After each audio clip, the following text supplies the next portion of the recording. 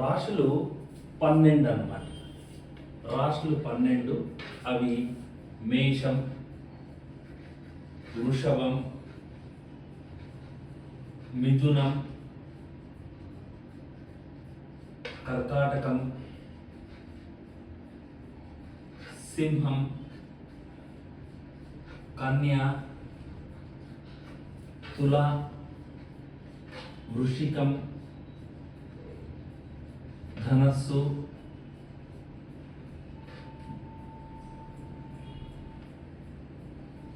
మకరం, కుంభం, మీనం.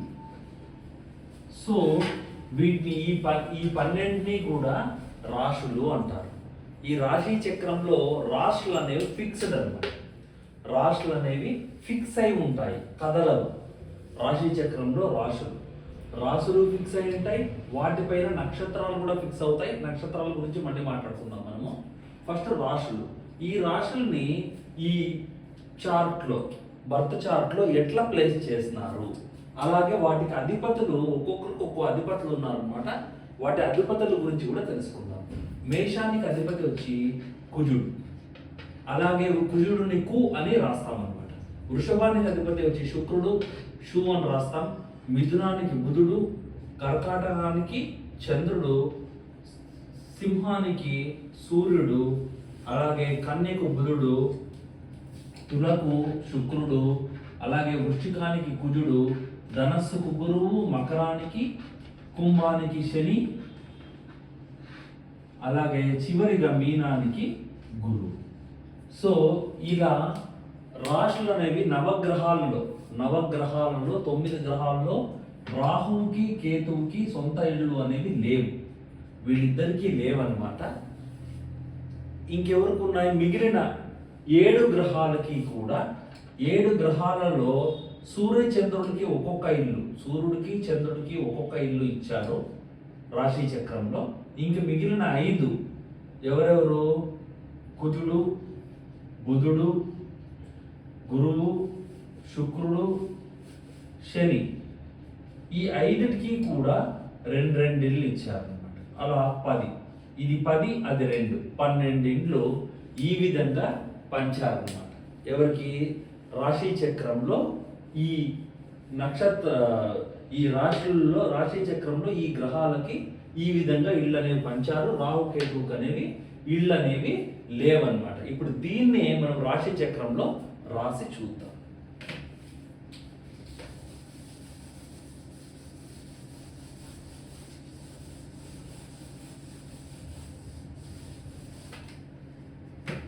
ఇప్పుడు రాశి చక్రం నేను గీస్తున్నాను. ఇది రాశి చక్రం. ఆల్రెడీ చెప్పాను రాశి చక్రం ఎలా గీయాలి అనేది.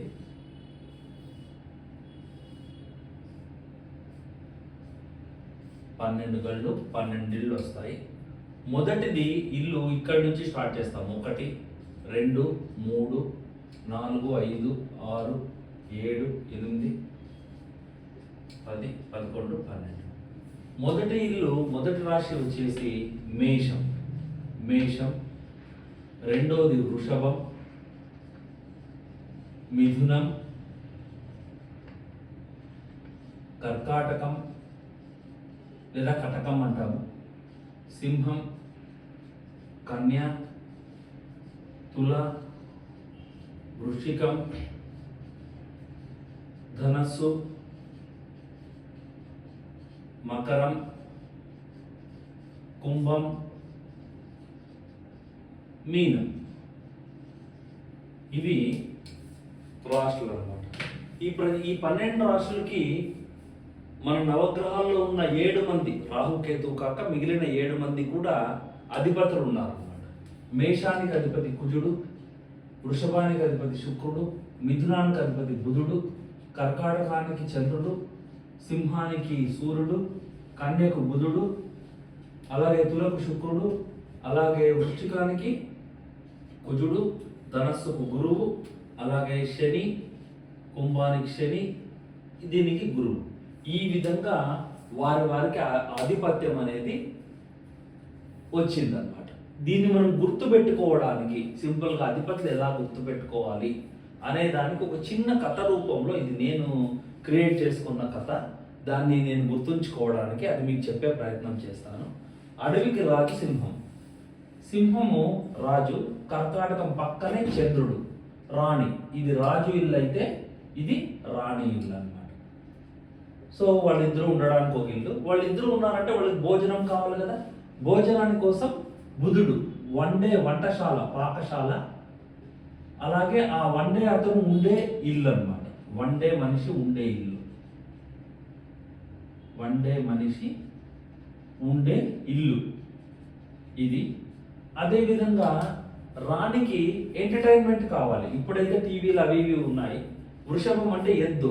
అంటే మనం సంక్రాంతి పండుగల్లో మీరు చూస్తూ ఉంటారు, గంగరెద్దు ఇంటి దగ్గరకు వచ్చి ఇట్లా బసవಣ್ణ అని చెప్పి అది ఇది కొంచెం నాట్యము, కృత్యాలు, డాన్సు అవన్నీ చేస్తూ ఉంటాయి. కాబట్టి ఇది శుక్రుడు అనమాట ఆ ఇల్లు. ఇది ఎంటర్టైన్మెంట్ హౌస్ అనొచ్చు. కానీ ఇవి కాదు కారకత్వాలు. కారకత్వాలు మళ్ళీ వేరే వస్తాయి, గుర్తుపెట్టుకోవడానికి మాత్రమే చెప్తున్నాను. ఎంటర్టైన్మెంట్. సో ఆ విధంగా శుక్రుడు. అలాగే శుక్రుడు ఉండే ఒక ఇల్లు.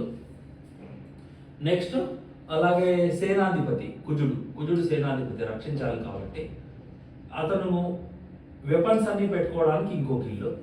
అలాగే గురువు, రాణి ఉంది అంటే పూజలు పురస్కారాలు చేయాలి కాబట్టి గురువు ఉండే ఒక దేవాలయం ఒకటి. అలాగే గురువు ఉండడానికి ఒక ఇల్లు అనమాట. అలాగే శని సర్వెంట్స్, ప్రజలు వీళ్ళందరి కిందకి వస్తాయి. ఈ విధంగా చిన్నగా గుర్తుపెట్టుకోవడానికి జస్ట్ ఒక ఐడియా అంతే. ఇది యాక్చువల్గా జ్యోతిష్యంలో లేదు, జస్ట్ గుర్తుపెట్టుకోవడానికి చెప్పాను. ఈ విధంగా మనము గ్రహాల గురించి తెలుసుకున్నాము. ఇప్పుడు రాశుల గురించి తెలుసుకున్నాం. దీన్ని రాశి చక్రం అంటాం, లేదా భావచక్రం అని కూడా అంటారు. లగ్న చక్రం, భావచక్రం, లగ్న చక్రం అని రకరకాలుగా పిలుస్తూ ఉంటాం అనమాట. మన సౌత్ ఇండియన్స్ అంటూ ఇదే చార్ట్ అనేది వాడతారు అనమాట. ఈ విధంగా ఉంటుంది. నార్త్ ఇండియన్ చార్ట్ అనేది ఇంకో రకంగా ఉంటుందన్నమాట. ఇది ఈరోజు రాశి చక్రం గురించి మనం తెలుసుకోవట్లేదు అనమాట. సో